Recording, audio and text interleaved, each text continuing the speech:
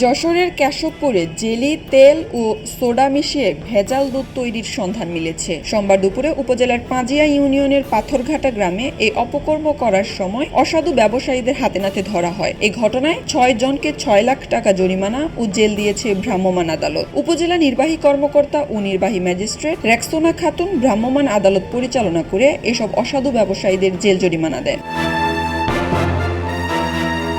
ভ্রাম্যমাণ আদালত সূত্রে জানা গেছে, উপজেলার পাথরঘাটা গ্রামের ঘোষপাড়া এলাকায় একটি সংঘবদ্ধ চক্র জেলি, তেল ও সোডা মিশিয়ে ভেজাল দুধ তৈরি করে আসছিল। গোপন সংবাদের ভিত্তিতে উপজেলা প্রশাসন, র্যাব ও ভোক্তা অধিকার যৌথ অভিযান পরিচালনাকালে ভেজাল দুধ উৎপাদনের সত্যতা পায়। এ সময় উপজেলা নির্বাহী কর্মকর্তা ও নির্বাহী ম্যাজিস্ট্রেট রেক্সোনা খাতুন ভ্রাম্যমাণ আদালতে ভোক্তা অধিকার সংরক্ষণ আইনে ওই গ্রামের মিলন ঘোষ, অরূপ ঘোষ, স্বপন ঘোষ, রামপ্রসাদ ঘোষ ও বৌদ্ধদেব ঘোষকে 1 লাখ টাকা জরিমানা ও 1 বছরের জেল এবং পার্থ ঘোষকে 1 লাখ টাকা জরিমানা ও 3 মাসের জেল প্রদান করেন।